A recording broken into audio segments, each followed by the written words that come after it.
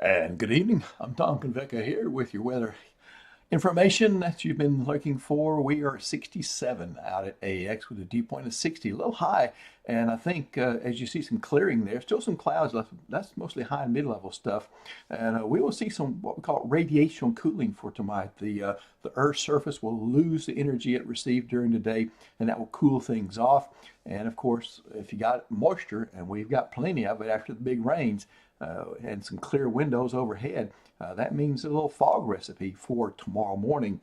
So if you go back to work and school early enough, then you'll see maybe some of that, at least in areas. Gina, you're 62, you're kind of seeing the same sky that we're seeing here in Alexandria Pineville from our Cenla Broadcasting cameras. I want to thank those folks for letting us do this with them. And it gives folks a perspective on what the weather situation is doing in their backyard. Start you off this evening with the flood alerts, and there are some, especially around the Calcasieu River system.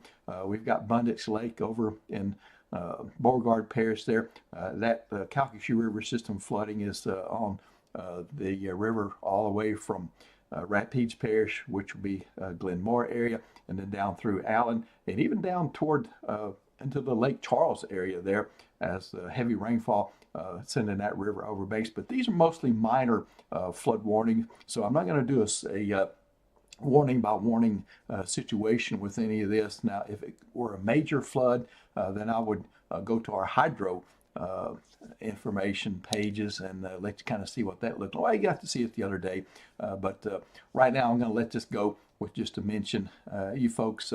Now, we did have some high water there on March, back in March of 2023. So if you're okay then, I think you're going to be okay with this one. Now let's get out and take a look at the weather features. The cold front, if you want to call it that, came through. And it will make a difference for tonight. You'll notice it'll be a little cooler tonight and in the morning. So that front has passed us by, but we noticed more energy out west across the Rockies, and that, of course, is heading this way.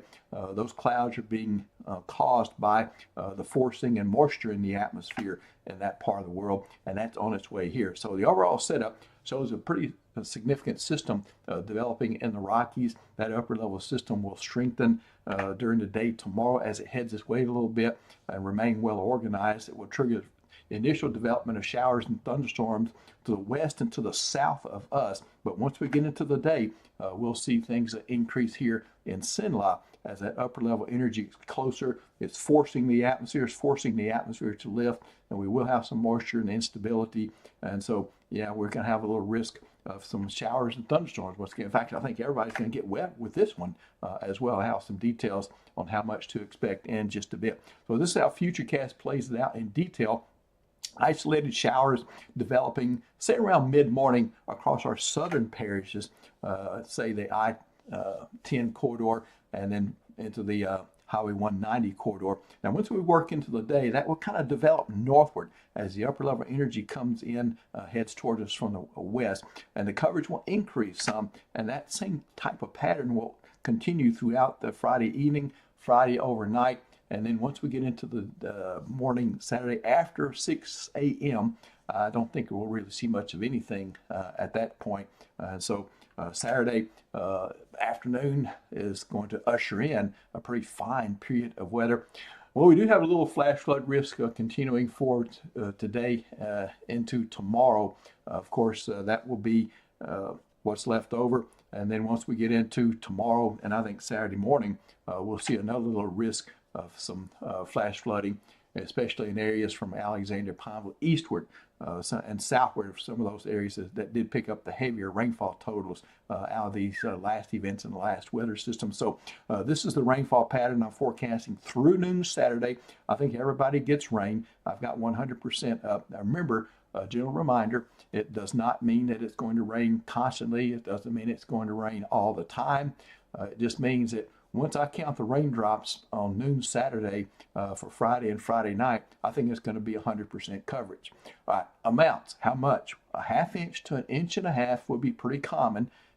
2 to 3 inches possible in some areas. If you can get more than one thunderstorm or a heavy thunderstorm, or you can get any kind of corridor of rain get organized in the pattern, we call that sometimes training because you get the repeated action over the same area and the water that falls, the rain that falls, well, it accumulates and adds to the higher totals. If we get any of that happening, 2 to 3 inches of rain will certainly be a possibility. That will be enough with the heavy rain recently to maybe trigger a few more flash flood warnings or something like that. So tonight's lows, let's get back into the temperatures. A little bit cooler. You will notice the difference. I've got some upper 40s across portions of Sabine and Natchitoches Parish, Wynn Parish, Vernon Parish, Grant, LaSalle, and even portions of Rapides, I think, could fall in the upper 40s. Couldn't rule out a 49 or something in some of these parishes, but that would be among the lowest readings. And then the highest readings would be toward the southeast. Opelousas, I've got 56 there. So kind of a northwest to southeast difference in your temperatures here for tonight. And looking at your highs for tomorrow, we have typically 60, but we're going to be above that. It's going to be kind of a mild day with temperatures in the upper 60s common. I'm calling for an average of 69, lowest about 65, 66, and some thermometers could hit 71 for the day. I do have Opelousas coming in at 70. 7-day forecast, and for your Friday, an 80% chance that would be through the midnight hour on Friday. Then an additional rain would kick that into 100%. By Saturday, you notice I've only got 20%, but that's after 6 a.m. And that period from midnight Friday to say 5, 6 a.m. Saturday, I think there is the likelihood of rain. We will see a second front come through on Saturday, and that front, of course, will turn it a little bit cooler. As we know, go into Sunday, 42 and 58, so noticeably cooler Sunday, no rain expected. And this is kind of ushering in a really nice pattern of weather all the way through Thursday, kind of a drying out from what we've seen lately with the heavy rain. The chilliest mornings will be Monday and Tuesday when we'll be in the 30s. And maybe just a few of the coldest thermometers might get around freezing those days. Got 36, 37 for averages, and you know that variation could support that. We're calling for highs in the 60s for Tuesday, Wednesday, and Thursday, and I'm holding rain out of the forecast all the way into next Thursday. Afterwards, though, might get a little bumpy again with some more energy out west. Might be approaching the area and bring us some more rain chances there after Thursday. But after we get through one more rainfall event there for Friday night, and early Saturday, then it's pretty clear sailing for a while. I think you'll enjoy this nice, tranquil, stable weather pattern we got coming up after Friday night.